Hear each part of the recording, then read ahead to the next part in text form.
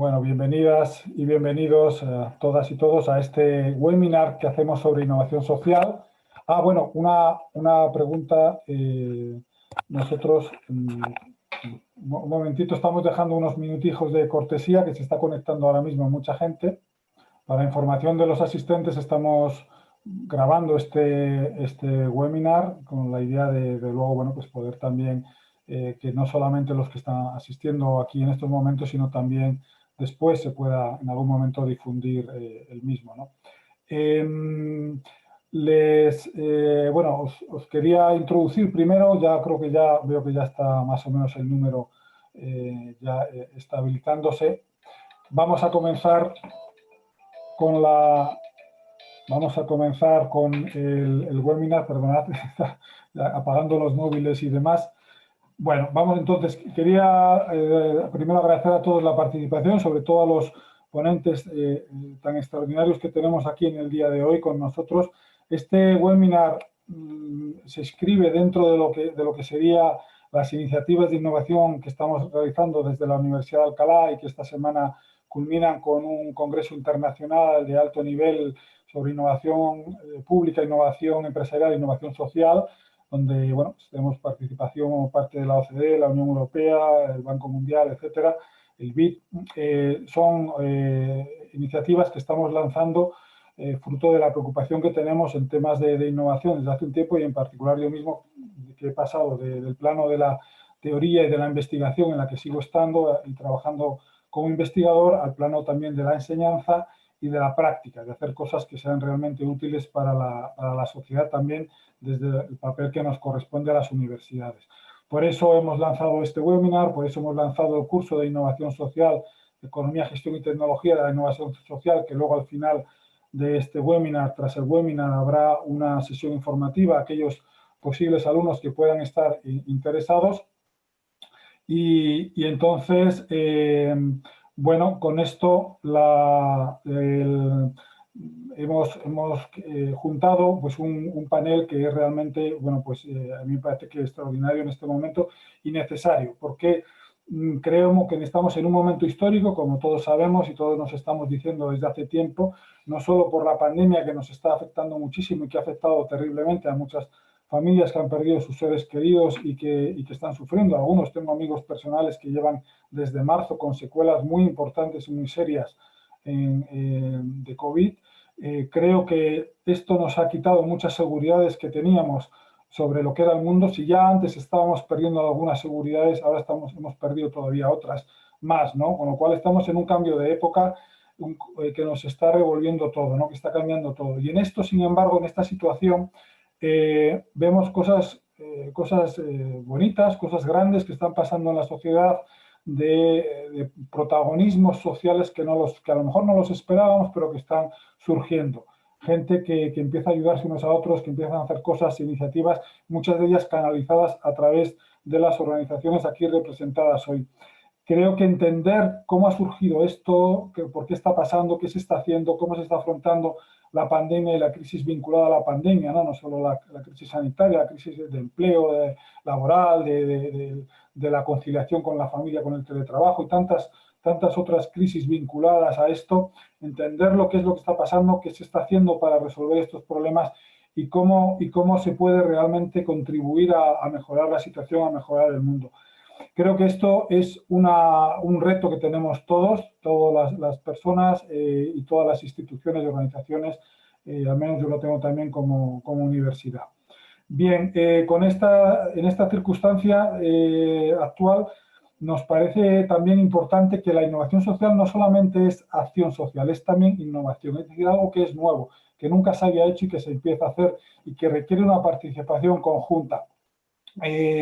Quiero poner únicamente un ejemplo. Yo durante unos años dejé mi cátedra en la facultad y me fui al Banco Mundial, y allí estuve trabajando en proyectos de desarrollo, y trabajé en un proyecto que era muy bonito, que se llamaba innovación inclusiva, y era para llevar purificadores de agua a la India, y fue un proyecto con el MIT y con Harvard, y estaba todo el mundo súper orgulloso de aquel proyecto, que fue un absoluto fracaso.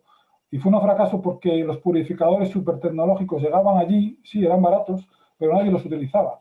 Entonces se decía, no, hace falta innovación social, hace falta que la gente se organice, ayudar a que la gente sea protagonista del cambio y que la gente haga útil ese purificador de agua, que si no, no vale para nada.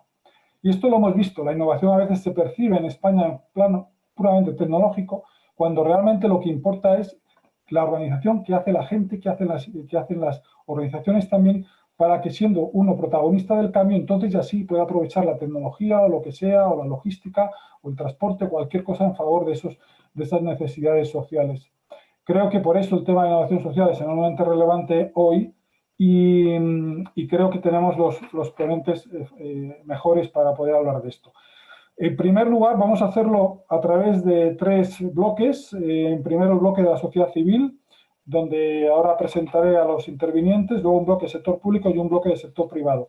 Ellos van a hacer intervenciones individuales, breves, presentando un poquito algunas cosas referidas a su organización, lo que están haciendo los planes de actuación en este contexto actual histórico, y luego haremos un debate más cruzado con un par de preguntas que hemos preparado al final, ya en la segunda parte del seminario.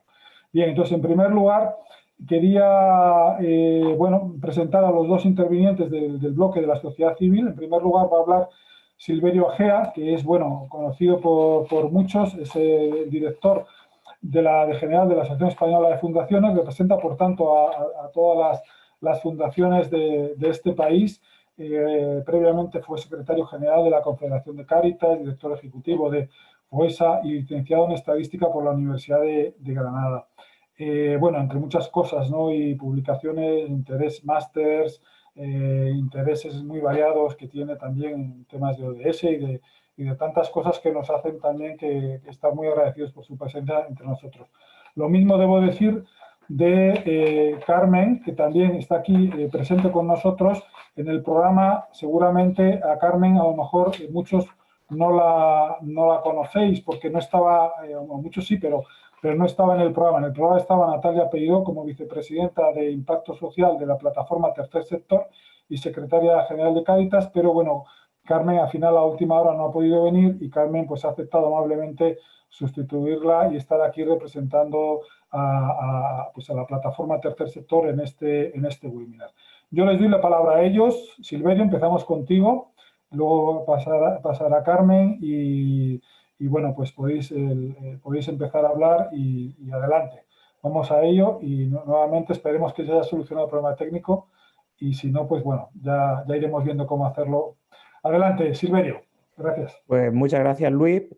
Muchas gracias también a los compañeros de panel. Un lujo estar con vosotros. Y empiezo como en casi todos los webinars que me ha tocado participar últimamente. Somos 102 ahora mismo, porque los participantes algunos no lo saben. Es un webinar de bastante gente y hagamos el esfuerzo de que no nos podemos ver todos, pero de hacer la conferencia o el webinar exactamente igual que si fuera presencial, ¿no? Porque eso también es innovar, ¿eh? Empecemos por ahí, también hay que innovar. Bien, quizás algunos aspectos generales, porque hay muy poco tiempo, ¿no? Para empezar. Antes de la pandemia, las palabras más utilizadas, recordaréis todos, eran innovación, transformación digital, disrupción. Os suena, ¿verdad? Y todo dentro del tercer sector, dentro del sector privado, hasta incluso dentro del sector de la administración pública, se decía con contundencia y fuerza que había que innovar, que había que hacer transformación digital, que hasta incluso se hablaba de la disrupción, nuevos conceptos que a los que trabajábamos en el tercer sector pues casi nos sonaban diferentes, ¿no? Diferentes, ¿no? Por decirlo suavemente, ¿no? Sin embargo, llega la pandemia y lo que se produce es, la palabra que se utiliza es soft. O sea, nos quedamos en soft. Si nos costaba hablar de innovación y entrar en innovación, si nos costaba hablar de transformación digital, etcétera, etcétera, pues llega esto, ¿no? Y nosotros hicimos a continuación un documento que se llama Del soft a la acción. Y por ahí es por donde empieza la innovación, lo que quiero contaros, ¿no? A la acción, o sea, aquí hay varias fundaciones presentes en el webinar. Sabéis que lo que hicimos es de quedarnos totalmente sorprendidos y desbordados con la situación a decir hay que ponerse manos a la obra. Y de repente hicimos la innovación, aceleramos la innovación y también la propia transformación digital. Se habla de que en la propia asociación hemos sido capaces de hacer una transformación en 3 meses que nos hubiera llevado a lo mejor al ritmo que íbamos 7 o 8 años. Quería empezar por ahí. Un segundo bloque de comentarios tiene que ver con que cuando hablamos de innovación, la gente todo lo une a la innovación social y se habla de innovar de todo tipo, como se ha dicho, también se puede innovar en el mundo de la cultura, y la innovación, lo decía Luis, tiene mucho que ver con la colaboración, tiene muchísimo que ver con la colaboración. Y permitirme la autocrítica, lo que más ha costado tradicionalmente a las fundaciones ha sido colaborar. Ya en la crisis del 2008, la fuerza, perdonadme la expresión, la fuerza ahoga. En la crisis del 2008 ya hizo que muchas fundaciones que no colaboraban, producto de la crisis y por la escasez de recursos, se tuvieran que plantear la colaboración. Y permitirme también la expresión, una vez probada la colaboración, gustó la colaboración y ha venido para quedarse. De tal forma que la colaboración, que es importantísima para la innovación, vino para quedarse después de la crisis del 2008 y gracias a eso nos ha cogido mejor preparados porque las fundaciones habían entrenado ya la colaboración, ¿vale? Segunda consideración dentro del segundo bloque que quiero hacer es: la innovación no surge de los iguales, surge de los diferentes. Esto nos ha costado entenderlo también, porque buscábamos alianzas para colaborar y para ejecutar proyectos, y en la alianza lo que buscábamos eran entidades similares. No, lo que hay que buscar es justamente los diferentes, porque la innovación viene de los diferentes. De ahí que nosotros estábamos en este proceso, y recordáis que estábamos en una oficina muy tradicional, nos fuimos a un hub, donde ahora algunos compartimos, de los que estáis aquí, a un hub precisamente para eso, para colaborar y para innovar con los diferentes, que es de donde surge la innovación. Y colaborar, innovar con los diferentes tiene que ser también con los sectores diferentes. A veces, lo digo con contundencia, parece que el tercer sector no existe. El que representamos en este momento, Carmen Cabota y yo. Tercer sector es un sector más y es imprescindible para la colaboración que nos lleva a la innovación. Es muy importante, evidentemente, el público y también, no puede ser de otra manera, el privado. Pero la verdadera innovación surge de la colaboración de los diferentes y de los sectores diferentes. Por lo tanto, también del primer sector, del segundo sector y del tercer sector. Producto de esto, pues se ha evolucionado mucho en la innovación y ya digo que la palabra mágica ha sido la colaboración. Tal vez quería acabar poniéndonos un ejemplo de lo que estamos intentando trabajar hablando de innovación, para que entendáis cómo está trabajando la asociación y su fundación en esto, ¿no? Nos dimos cuenta con la pandemia que evidentemente hay una brecha educativa, ¿no? La brecha educativa además hace que haya más brecha social. O sea, cuanto más brecha educativa hay, más brecha social se produce. ¿Qué ocurre? Que precisamente el confinamiento lleva a los alumnos más desfavorecidos a una situación peor, de las familias desfavorecidas, peor que a los alumnos que estaban en condiciones, no me gusta la palabra, pero para que todo el mundo nos entienda, normales, ¿no? No tanto de desigualdad, de exclusión, de pobreza, hasta incluso... Pues entonces, es importante intentar combatir las dos brechas, la brecha digital para poder combatir la brecha social. ¿Qué ocurre? Que nos damos cuenta de entrada que los alumnos quedan desconectados totalmente de los colegios, intentan conectar los profesores y los centros educativos con los alumnos y, como comprenderéis, encuentran a los que estaban dentro del segmento más, no me gusta la palabra, insisto, pero para que todo el mundo entienda, de la normalidad, no fuera dentro de lo que es la exclusión, la pobreza o personas desfavorecidas, ¿no? Por lo tanto, la pandemia también lo que estaba haciendo es que hubiera más brecha educativa, que nos llevaba más todavía a más brecha social. Entonces, ¿qué se hizo? Hablar de innovación con las fundaciones directamente y de colaboración.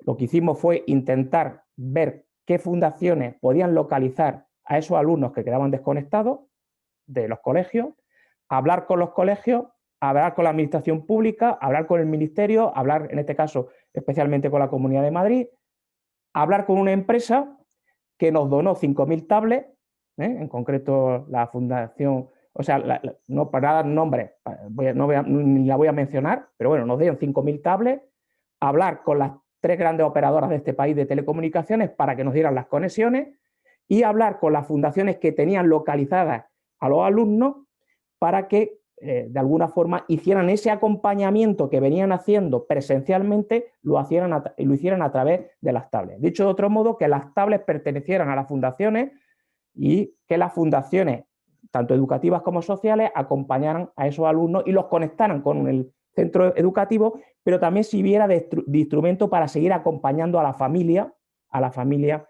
que era la receptora de esa tablet.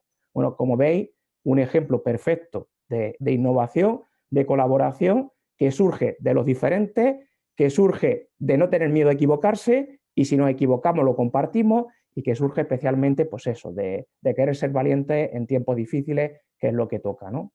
Y con esto yo lo dejaría aquí. Muy bien, muchas gracias, Silverio. Me parece muy buena todo lo que has señalado, me ha encantado. Me gusta mucho también esto de la diferencia que has señalado, porque aquí también estamos muy diferentes los que nos representamos. O sea que somos un caldo de cultivo perfecto para innovar, estupendo, para tener este webinar.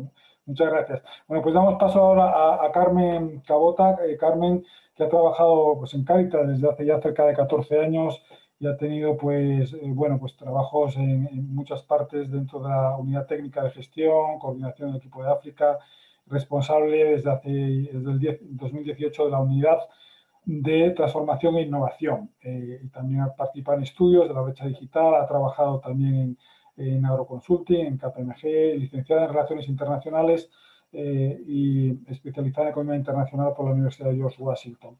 Bueno, tiene también, pues, igual que Silverio, muchos méritos que no voy a seguir diciendo. Sí que también es estupendo tenerla a ella, reemplazando además a última hora a Natalia y también representando a la plataforma Tercer Sector. Pues Carmen, el floor is yours, como dicen los anglosajones.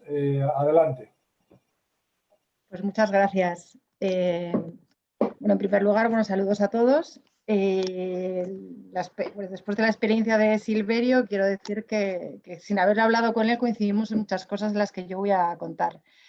Vengo en representación como organización miembro de la plataforma del tercer sector. Es verdad que con esta sustitución de último minuto lo que voy a intentar es contaros lo que sé mejor, que es la experiencia que yo he tenido de innovación social dentro de Cáritas Española, para que tengáis un ejemplo de una experiencia de una organización miembro. Y sí que he hecho una pequeña presentación que es únicamente de apoyo. Voy a ver aquí, os la voy a compartir. Así se... Vale, voy muy al grano porque creo que los tiempos son muy cortos y muy justos y vamos a intentar respetarlos. La presentación que yo he preparado es una experiencia propia, que es como Cáritas, como comentaba antes Silverio, cómo abordamos la innovación social. Pues Cáritas hace 3 años dio un paso adelante en ese aborde y lo primero que hizo fue, pues en el lanzamiento, en la confección del plan estratégico del 2018, ya se empezó a trabajar con herramientas colaborativas online. Empezamos a hacer una consulta de cuáles eran los retos, de cuáles podían ser nuestros objetivos estratégicos dentro de la Confederación a través de herramientas que para nosotros eran innovadoras, nunca se había hecho, y que nos permitieron pues, una colaboración mucho más participativa y con mucho mayor acceso, ¿no? Ya salió en el plan estratégico que la adaptación al cambio era clave, ¿no? O sea, ese rum que nos sonaba a todos que se ha mencionado, y que también pues, ese enfoque innovador tenía que recogerlo el plan estratégico. Lo hizo así, se aprobó y una vez aprobado a mitad del 2018 fue cuando se creó la unidad de transformación e innovación, de la que yo ahora en estos momentos soy responsable y soy miembro desde entonces. La unidad de transformación e innovación pues, pretendía poner la puesta en marcha, ¿no? Poner ese esfuerzo y trasladar el esfuerzo que se había planteado en el plan estratégico. Es una estructura que está fuera de lo que es la organización en sí misma, de las áreas, depende directamente de la secretaria general. Yo creo que, como os decía antes, si queremos hacer las cosas diferentes, también hay veces hay que mirar desde sitios diferentes. Y 2 de los objetivos claros pues eran impulsar la innovación social de las temáticas que marcara dirección, pero sobre todo el acompañar y más bien una puesta en marcha de lo que se llamaron los grupos de transformación.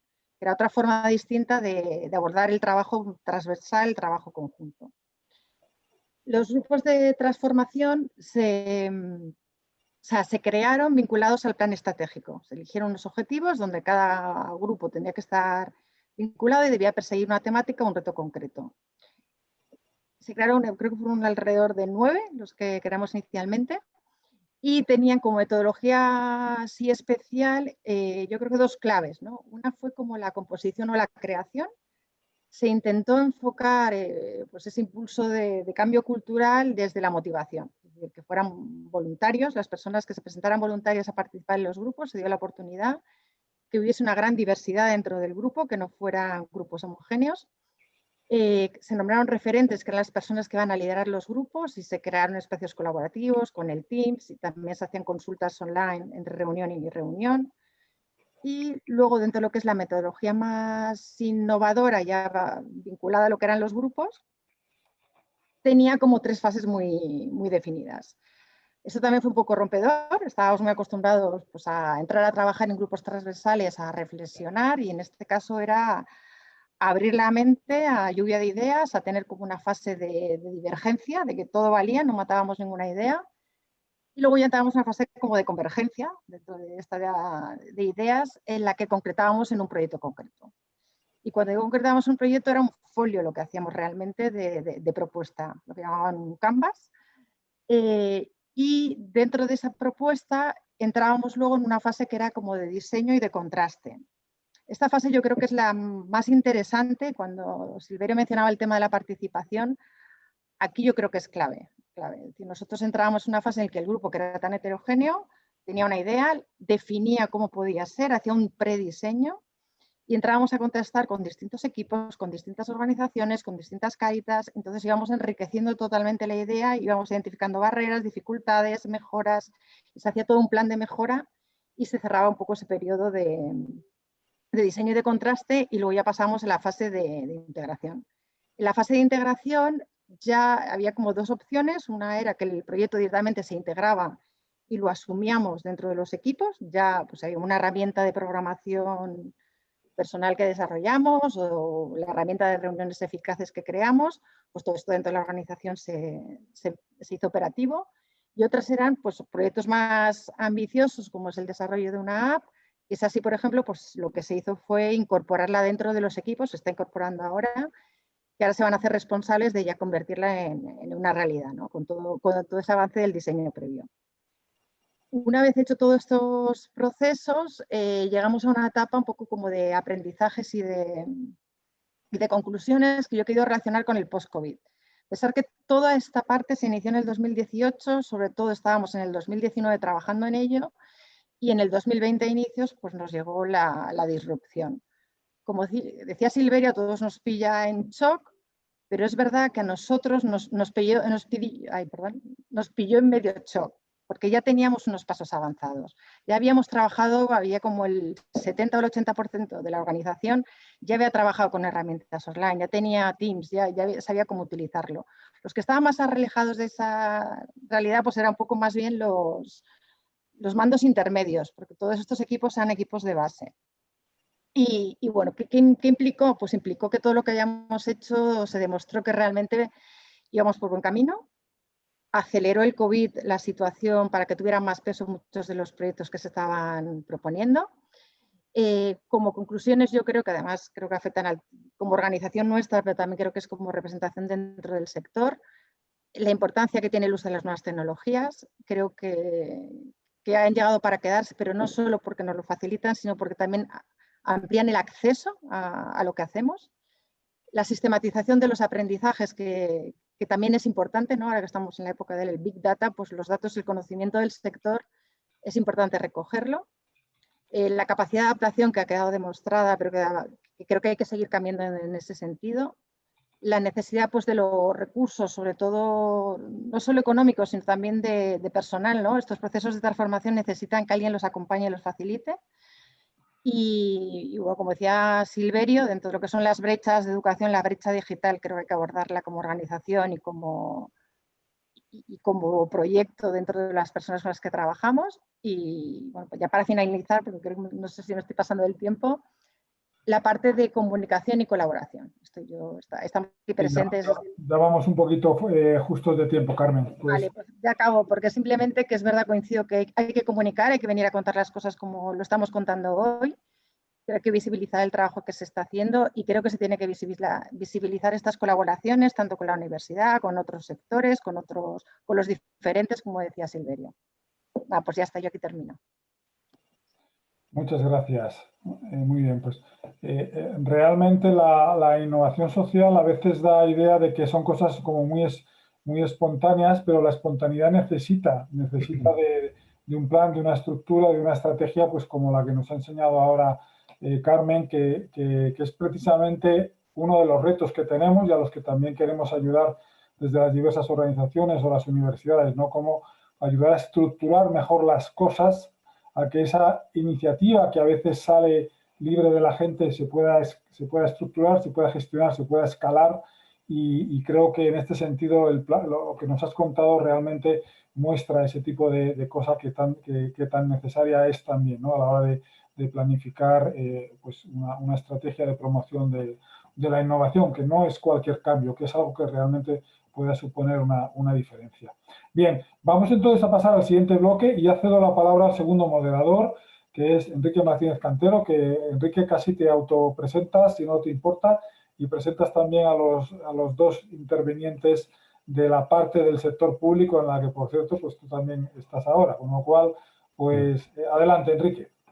Nada, pues muchísimas gracias, Luis, muchísimas gracias a los ponentes y bueno, a los 120 asistentes que tenemos ahora mismo y muchísimas gracias sobre todo porque entre los 120 asistentes, además de entre los ponentes, hay muchísimas personas que han aportado todo lo que podían, ¿no? Durante estos últimos 10 meses, 11 meses de pesadilla que vamos teniendo. Así que muchas gracias a todos ellos y un recuerdo a todos ellos.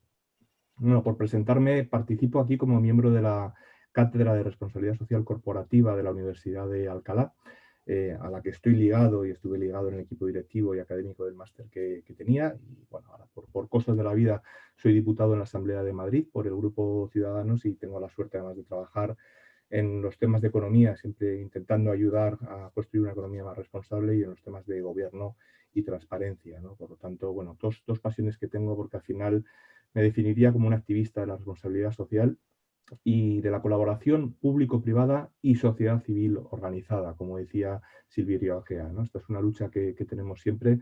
Sé que está conectado un senador, compañero mío, Tomás Marcos, está la vicepresidenta de Murcia también, y nosotros siempre insistimos mucho en esto, ¿no? Y cuando se habla de la colaboración público-privada, nosotros siempre añadimos y sociedad civil organizada, porque efectivamente también existe y es muchísimo lo que puede aportar, ¿no?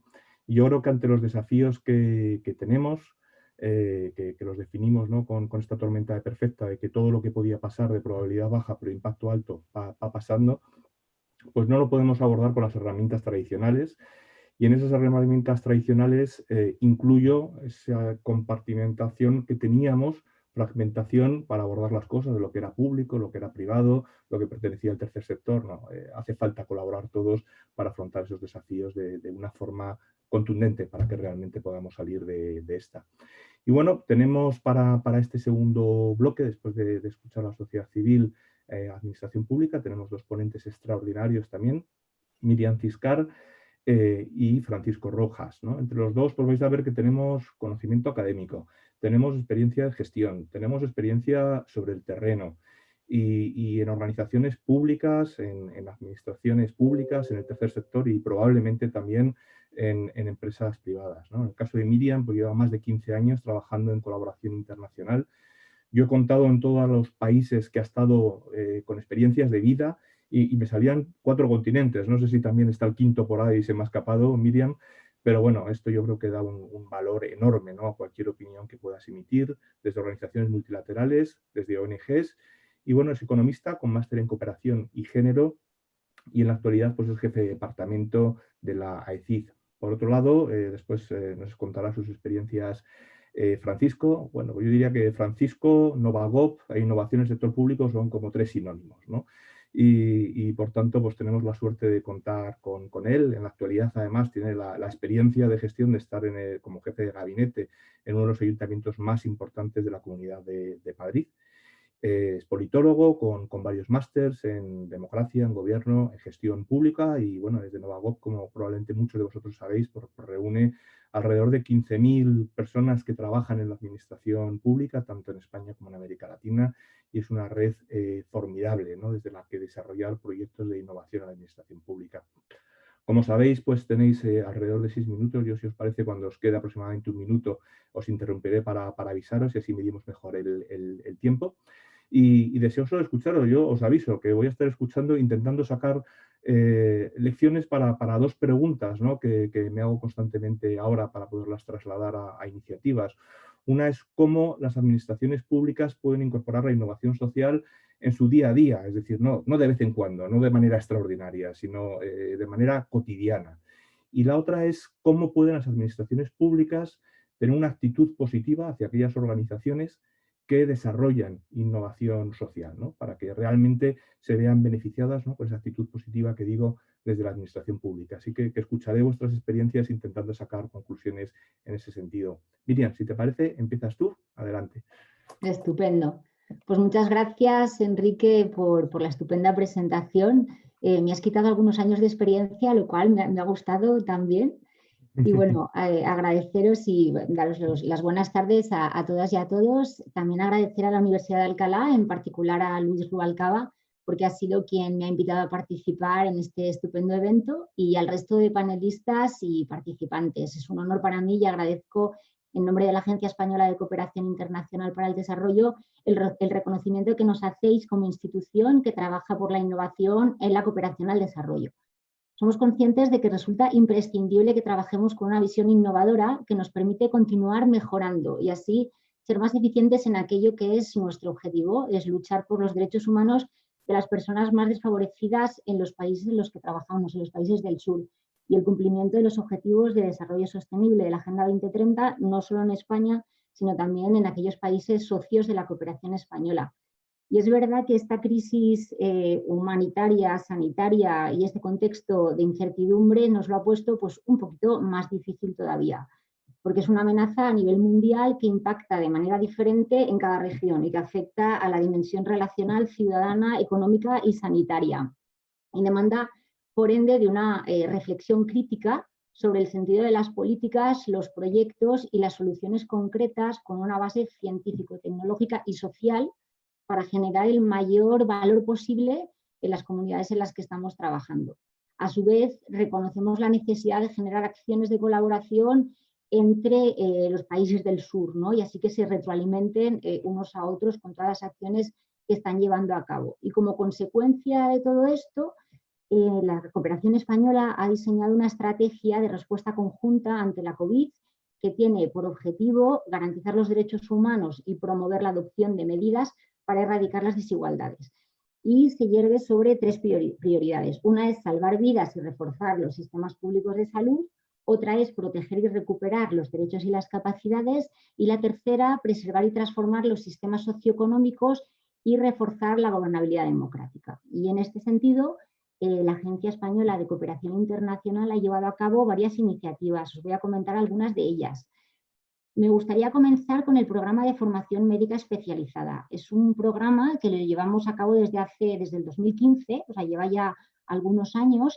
Es un apoyo de formación y asistencia médica especializada y lo hemos realizado en distintos países: Mozambique, Etiopía, Níger, Bolivia, Mauritania, entre otros, ¿no? Y se trata de responder a las necesidades planteadas por los ministerios de salud e instituciones sanitarias siguiendo las estrategias nacionales de cada país, para hacer efectiva la cobertura sanitaria universal, es decir, el Objetivo de Desarrollo Sostenible número 3 y la meta 3.8. Hablamos como en este lenguaje, ¿no?, de objetivos y de metas, que es lo que realmente queremos alcanzar. Entonces, contamos con la participación y la colaboración de los médicos y especialistas que trabajan en el Sistema Nacional de Salud Español, con los hospitales universitarios de las comunidades autónomas y con las sociedades científicas españolas.